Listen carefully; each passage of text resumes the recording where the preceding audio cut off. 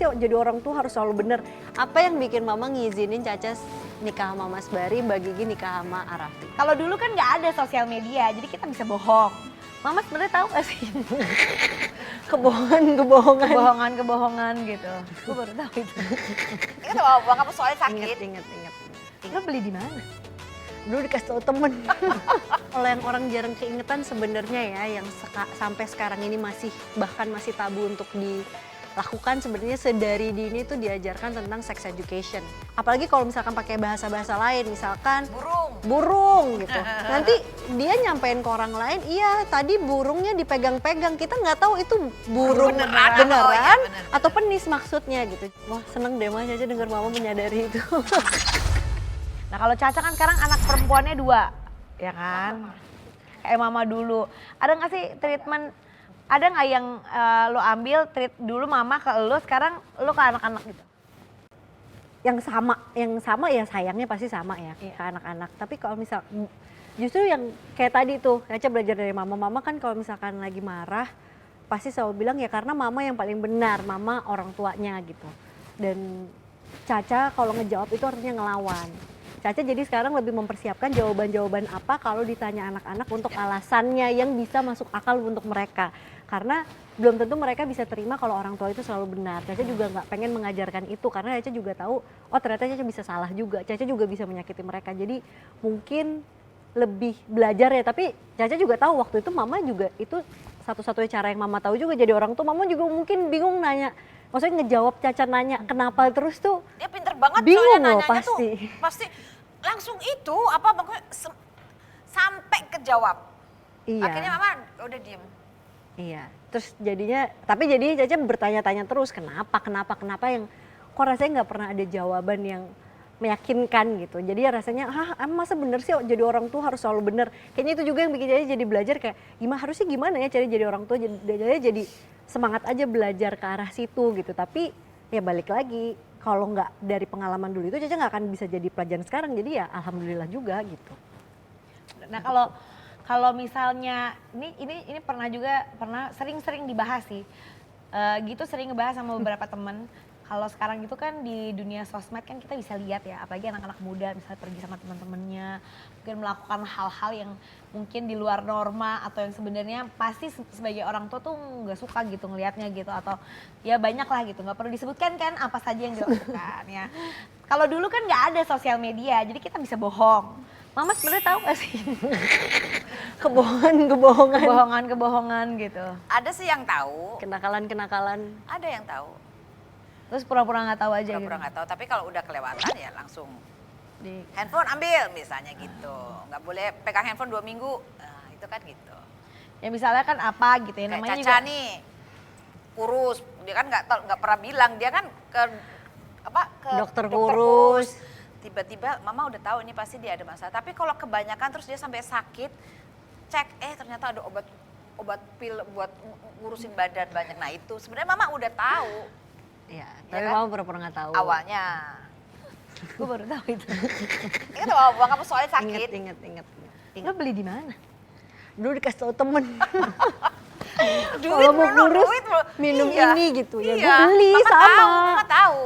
Itu Kan nahan nggak bisa nafsu pergi makan tapi nggak sesuai. Maksudnya kan harusnya Kan itu nggak kan bisa sesuai. pergi sembarangan. Ya kan Nah temennya. bisa. Ternyata bisa. Enggak, lo kan nggak bisa pergi, kita kan nggak bisa pergi sembarangan kayak aku mau ke sana gitu, pergi dulu ya, kan nggak bisa.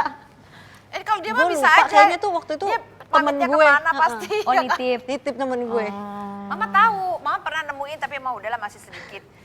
Tapi abis kelihatan banyak, wah ini udah nggak benar, terus sakit. Sakit, gara-gara gue sakit. Jadi mama nggak bongkar, makan-makan. mama ketahuan, Minum mama obat buang. penahan nafsu makan, nggak makan-makan sakit. Oh gitu. Ketahuan. Gue soalnya kalau waktu itu gue diet dulu ceritanya dulu. Iya, waktu kalau kecil. Kalau lu dia diet. obat, mama tahu banget obatnya. Dia pokoknya tahu aja mama. Tapi udahlah minjemin. Tapi teman-teman gue waktu itu minum itu juga juga semuanya. gitu. Emang ada yang bilang sih sampai kayak aduh gue masuk gue gede, tapi kan penasaran, kita pengen kurus pada saat itu, Bu. Nah kalau menurut mama nih, mendidik anak perempuan itu yang paling susah tuh di umur berapa? Remaja sih. Ya. Kalau mama remaja. Kayaknya nggak cewek nggak cowok nggak sih? Kayaknya di fase-fase yang kayak Fase ya dia remaja. mempertanyakan dirinya sendiri Iya, gitu. Buat remaja. dia aja Kalau Mama- sulit, apalagi buat kita gitu Kalau kan. waktu kecil sih mama nggak terlalu sulit ya. Karena mungkin kalau ngeliat anak kecil tuh ya udah bentuknya kecil, kalau dia nggak paham kita bisa ngerti. Iya. Tapi kalau Sampai remaja banyak terus kita harus tektokan gitu iya, yang udah kok gede kayaknya nggak ngerti-ngerti. udah gede Iya, nggak iya. ngerti-ngerti gitu. Terus Iya. apalagi remaja tuh memang biasanya itu tuh masa yang berat banget karena transisi ini banyak yang belum mateng secara sosial emosional, tapi cara berpikirnya secara kognitifnya sebenarnya udah mampu sama kayak orang dewasa gitu. Jadi ya gimana sih kayak tarik-tarikan gitu kayak Tarik ulur belum lah, ya. belum mateng tapi ngerasanya udah lebih bisa tahu, lebih bisa ngerti Masih, gitu. ya kan masih proses, berproses. Yes. Kalau dari segi psikologi, ada nggak sih sebenarnya yang mungkin yang hal-hal yang penting yang harus diajarkan sama anak-anak perempuan atau mungkin anak-anak remaja pada umumnya gitu di usia-usia yang krusial itu tuh apa sih sebenarnya? Yang mungkin ya kalau kita misalnya diajarin tata krama ya tahu gitu, tapi yang mungkin orang jarang keingetan gitu. Harusnya kita dikasih tahu ini gitu. Kalau yang orang jarang keingetan sebenarnya ya yang sampai sekarang ini bahkan masih tabu untuk dilakukan sebenarnya sedari dini itu diajarkan tentang sex education. Jadi pendidikan seksual. Karena pendidikan seksual tuh bukan semata-mata ngasih tahu anak tentang berhubungan intim, enggak. Tapi memang ada usia-usia tertentu. Misalkan dari bayi gitu ya, dari kecil udah dibiasakan untuk meminta izin sebelum membuka bagian-bagian privat anak gitu. Misalkan mau gantiin popok, setiap orang yang buka harus bilang permisi gitu. Dan harus minta izin dulu. Yang makin lama makin gede dia udah bisa makin ngerti bagian-bagian, lagi belajar bagian tubuh nih. Oh ini mata, ini hidung.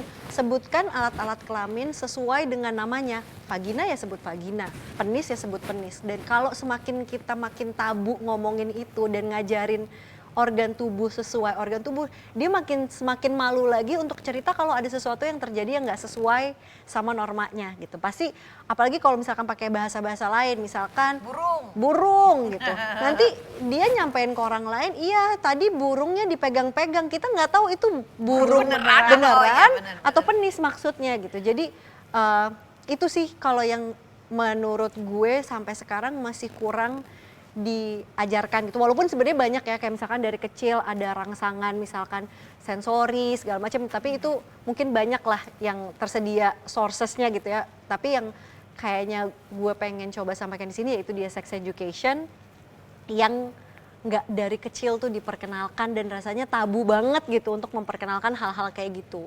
Nah, ini pas banget lagi ngomongin soal sex education, pas banget lagi ada Besti yang mau curhat.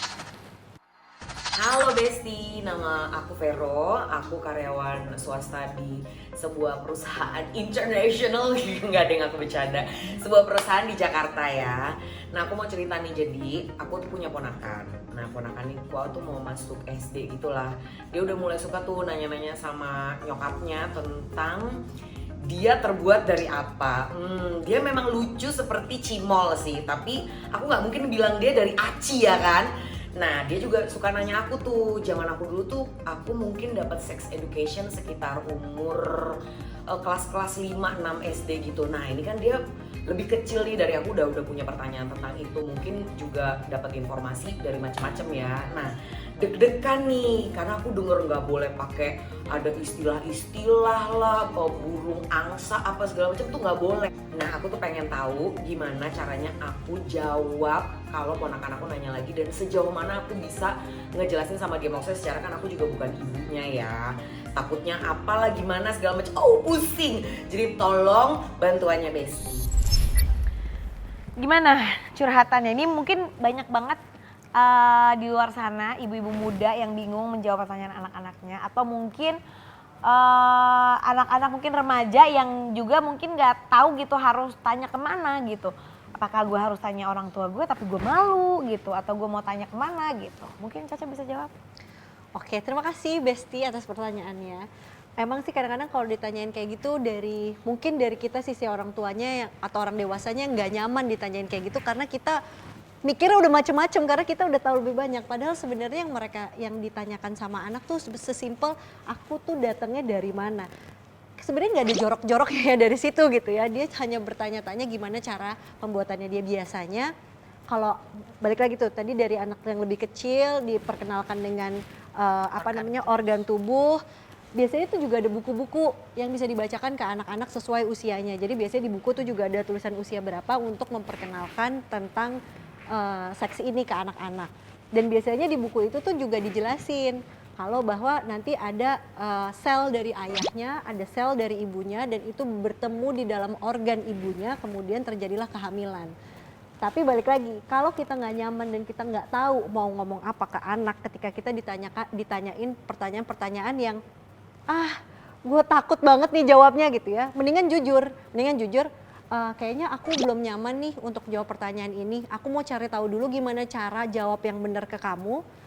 Nanti kita bahas lagi kalau aku udah tahu jawabannya gimana gitu. Jadi nggak apa-apa kalau kita nggak tahu mau jawabnya gimana tuh nggak apa-apa. Kita nggak harus jadi yang paling tahu semuanya, tapi kita kasih tahu kalau kita juga mau tahu dan kita mau bantu dia belajar. Tapi kalau anaknya nanyain lagi ya make sure untuk cari tahu jawaban yang benernya gitu. Terus kalau misalnya nih yang udah itu kan yang kecil gitu. Kalau misalnya nanti yang remaja gitu, tapi dia belum pernah dikasih tahu sama orang tuanya gitu sebenarnya itu apa gitu. Dia pengen tahu, nah nanyanya kemana? Ke orang tuanya. Ya, kalau orang tuanya nggak mau jawab. Nah, kalau orang tuanya nggak mau jawab, lebih baik memang orang tuanya yang belajar untuk bagaimana cara menjawabnya. Kadang-kadang kalau misalkan kita nggak tahu mau cara jawabnya gimana, bisa juga dikonsulin ke ahlinya, misalkan ke dokter, ke psikolog. Karena ini kan benar-benar tentang sebenarnya ini human body yang suatu hari anak juga akan mengalami itu. Kalau dia cari tahu sendiri tanpa pengawasan kita, malah jadinya takutnya salah gitu. Jatuhnya ke pornografi yang sebenarnya itu tidak menunjukkan bagaimana seksual pada umumnya dan aslinya seperti apa. Dan itu kan yang jadi bahaya. Jadi kalau misalkan memang sebaiknya memang dari kecil udah terbuka tuh sama anak soal hal-hal yang menyangkut ke arah situ, biar anak tuh juga nyaman nanyain tentang masalah seksual ke orang tua, nggak nanya ke orang lain gitu. Jadi itu nggak bisa semalaman pas anak udah gede, anak mau jawab terus kita nggak tahu mau jawab apa gitu. Itu sebenarnya memang baiknya dipupuk dari anak kecil biar kita jadi tempat bertanya yang paling aman untuk anak gitu. Wah, mama nggak tahu loh itu. Mama, Ya nggak apa-apa, mama udah belajar loh. sekarang mama belajar. Mama dulu nggak pernah ngasih tahu Kan kamu. ada gafral gitu.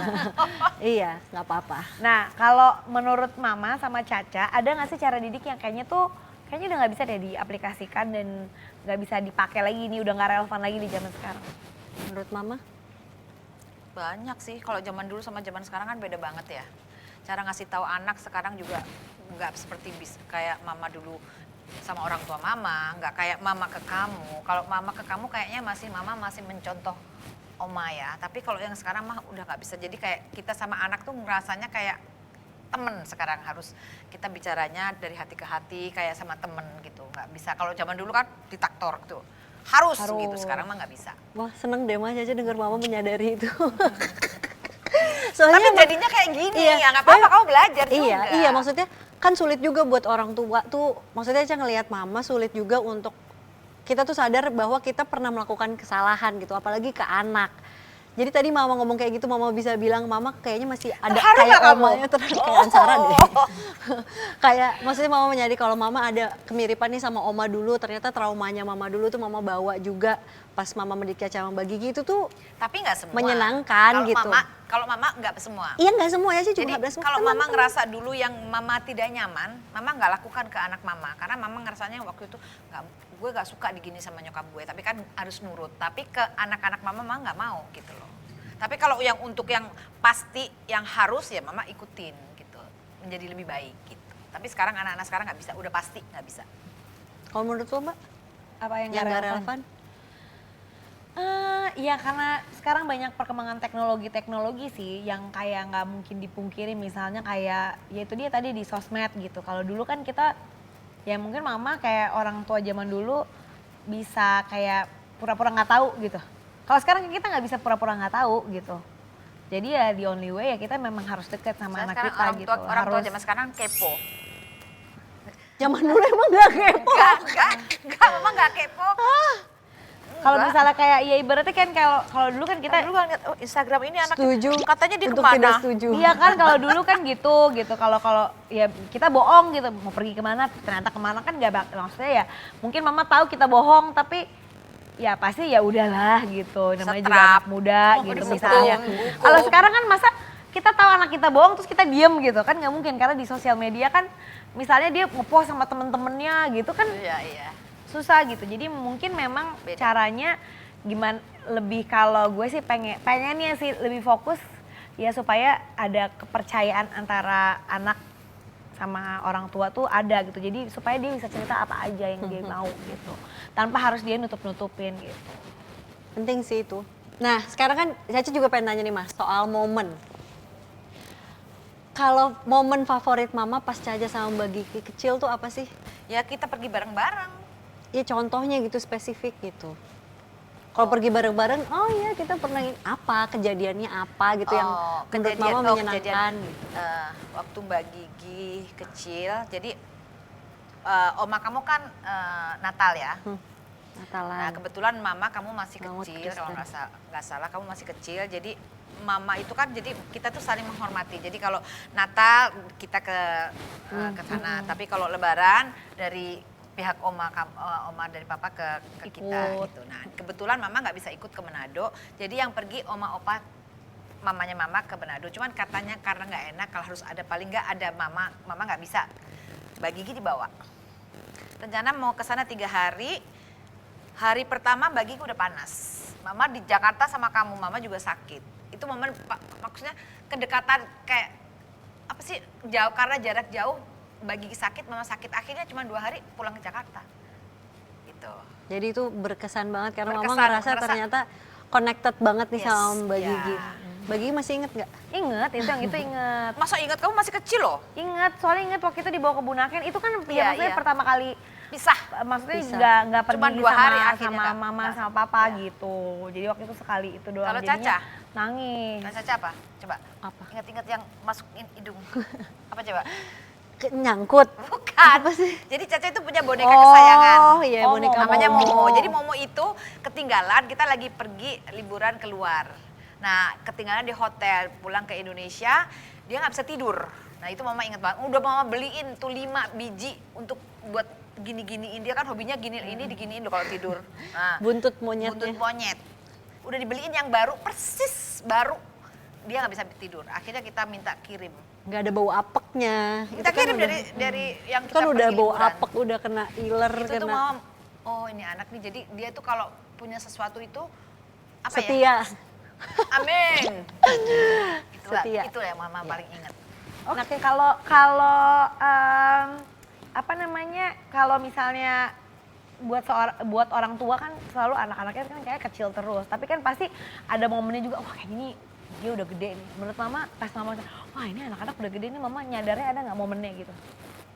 Waktu kamu mau sekolah keluar, Oh ya, bareng nggak kurang lebih. iya, jadi kita ngerasanya Mama perginya nggak udah gede. bareng. Tapi sampai sekarang Mama nggak ngerasanya bareng. kamu masih kecil. Kita perginya nggak jauh lama ya, beda cuman setahun apa setengah tahun Iya, gitu. itu ngerasanya. Jadi, wah udah gede. Karena Mama kayaknya tuh dari dulu memang ada ketakutan untuk sendirian Yes. kan. Ketakutan ditinggalin anak aja.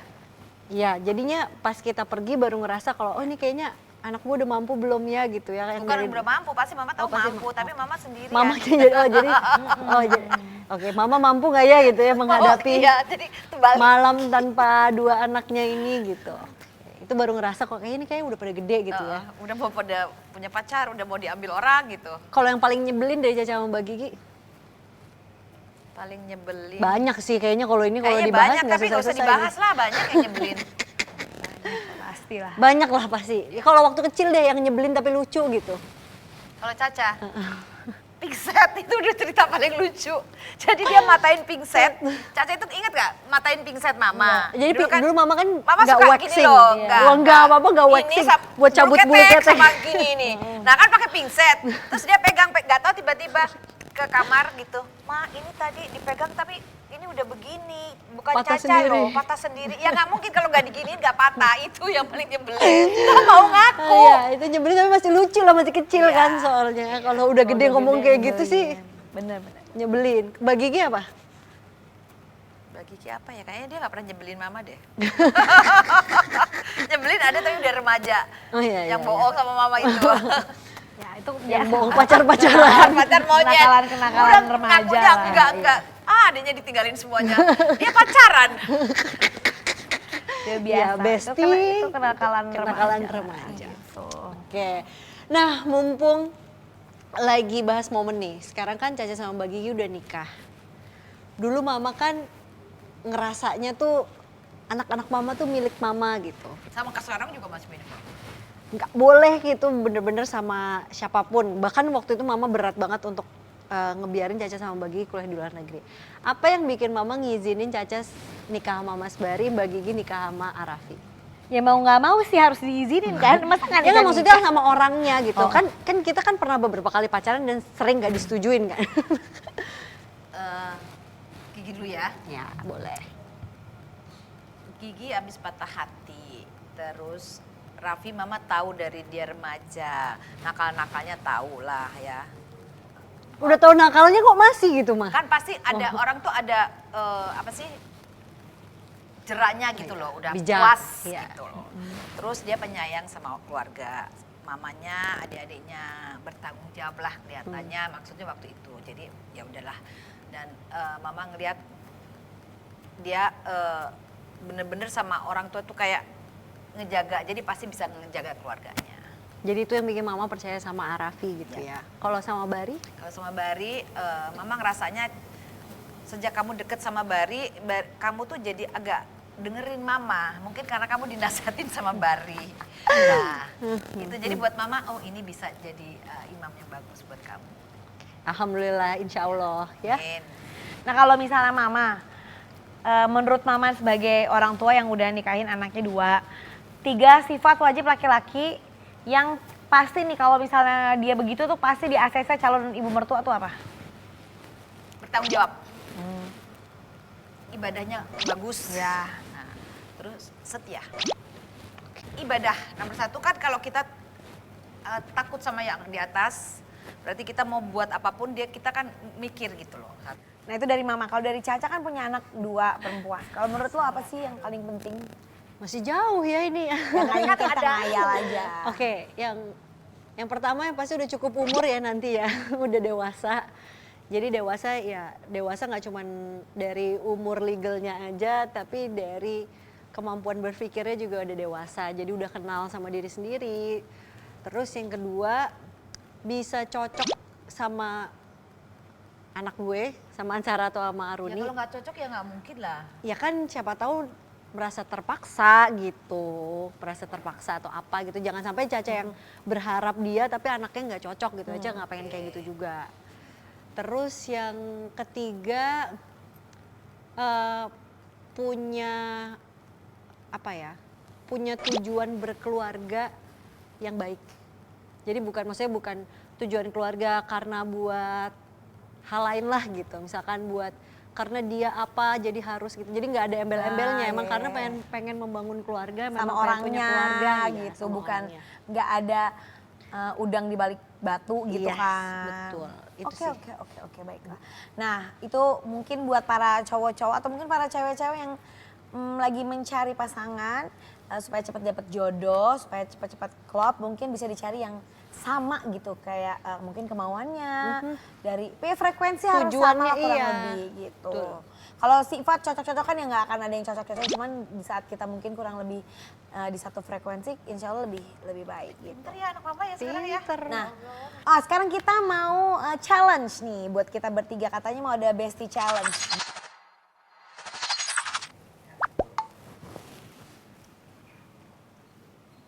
You are my sunshine, my only sunshine. Kita belum selesai. Ya udah itu pokoknya itu lagunya. Gitu, Kemungkinan kita nggak hafal. matahari. Betul. Ya dia menyinari, membuat kita apa ya? Apa sih namanya, semangat, bukan semangat apa ya? Ya itulah pokoknya, apa sih namanya kalau kayak gitu? Ya coba gitulah, apa? kiasannya gitu lah ya, Jadi kiasannya. kita hidup itu untuk anak-anak gitu loh buat Ya, Jadi kiasan. semangatnya mama. Gitu. Terima kasih Ma. balik kasih. Masakannya, makanannya. Ini enggak? Masakannya mama, enggak. Oh enggak. Enggak. Kirain Masakannya, ininya. masakannya. Masakannya. Jadi mama tuh kan Masya biasa Allah. suka masak gitu. Jadi kadang-kadang kalau misalnya mau pengen bikin apa itu biasanya nanya mama, Ma ini resepnya apa ya, bikinnya gimana ya gitu. Yang biasa yang pedes-pedes mama tuh suka apa gitu, yang balado apa. Pokoknya mama senang masak kan, jadinya kalau misalnya mau nanya apa, Ma ini masak gitu. Kadang-kadang mama yaudah mama cariin. Kadang-kadang mama harus masak, cuman kan mama misalnya ada temen yang biasanya masakin ini khusus nanti dipesenin gitu.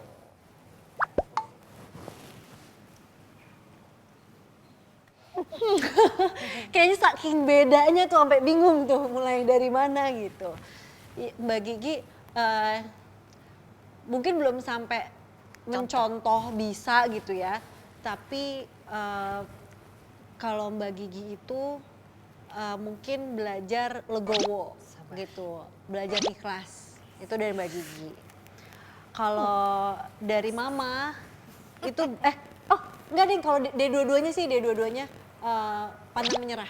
Karena aku tuh mungkin ya balik lagi Mama bilang dulu tuh aku pemalas gitu ya orangnya, suka gampang nyerah sebenarnya. Jadi kayak kalau ada satu challenge tuh dulu aku ketakutan duluan sebelum mau gitu ya ikutan satu challenge. Tapi aku belajar dari Mama sama Mbak Gigi, mereka tuh ada tantangan apapun dijalanin dulu dan ya nggak menyerah gitu.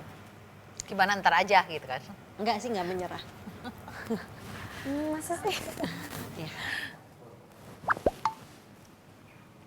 Mama banyak ngomel dulu. Banyak peraturan. Dimaafin. Enggak lah kalau itu mah, santai aja mah. Iya, tapi kan ya dimaafin. Kan mama Iya, minta pasti maaf ya dimaafin. dimaafin. Iya, iya. Dikasih maaf. Terima kasih ya, terima kasih ya.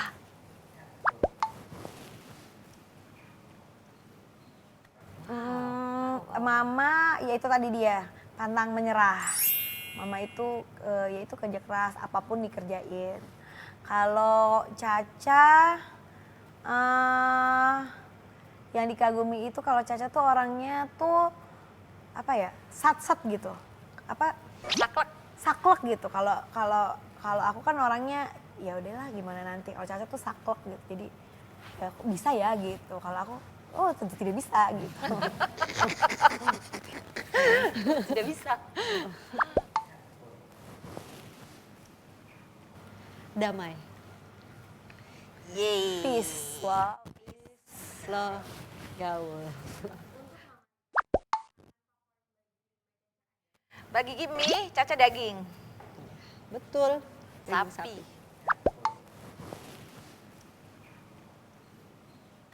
Mama make up. Kayaknya nggak pernah jarang make up mama. Pakai. Ya paling lipstick aja sama alis. Ya, Betul sekali. Itu betul sekali. Tapi biasanya mama make upnya di rumah gitu, Nggak jadi dibawa nggak dibawa-bawa. Mbak Gigi once upon a time Christina Aguilera. Dulu. Sekarang sih ya Sekarang banyak. Blackpink Enggak, Iya, sekarang Blackpink. banyak. Tapi itu Blackpink. band kali ya, penyanyi itu Iya. penyanyi solo gitu. Iya tapi maksudnya kalau sekarang sih banyak gitu. Sekarang Nggak kayak dulu banyak. kan kayak Kalau dulu ya ngefans banget Christina Aguilera sama The Moffats. Kalau Mama Kayaknya nggak ada ya. nggak ada deh kayaknya. Papa dulu. itulah dia sekilas challenge hari ini. By the way kalau misalnya kalian pengen nanti di BC Edition ini banyak challenge atau mungkin di konten-konten yang lain, kalian bisa langsung komen di bawah kira-kira kita bakal ngapain aja di Boon Live Time. Nggak kerasa udah lumayan panjang kita ngobrol hari ini. Terima kasih Mama, terima kasih Caca buat ngobrol-ngobrol hari ini di Terima BC kasih Edition. Mbak Gigi. Jangan lupa buat kalian semua nonton semua episode di BC Edition dan juga semua konten di Boon Lifetainment. Jangan lupa subscribe, follow semua sosial medianya Boon Lifetainment. Di likes juga. Sampai ketemu di BC Edition selanjutnya. Bye Bestie. Bye Bestie. Topik kita hari ini adalah how to be an awesome parents in this era. Please welcome Mbak Mona Ratuliu. Jadi menurut Mbak Mona dan mungkin Caca sebagai psikolog juga, definisi awesome parents menurut kalian gimana sih? Kadang-kadang kita orang tua tuh terfokus sama diri kita sendiri ya. Maksudnya gimana caranya biar gue nggak repot nih, gimana caranya biar, aduh kamu ngerti dong, ngerti bunda dong, bunda tuh udah kerja, udah mesti jagain kamu, udah gitu kan. Aku lebih bisa menerima kekurangan anak aku atau bahkan gak cuma anak aku ya, orang lain di sekitar aku yang tadinya aku kaku banget, setelah aku bisa menerima kekurangan aku sendiri. Iya. Kita jadi ngerasa kehilangan diri sendiri terus ujung-ujungnya pas udah tua nanti nyalahin anak gara-gara kamu. Sama Aquarius. Oh iya emang orangnya rada gini. Rada mantep lah.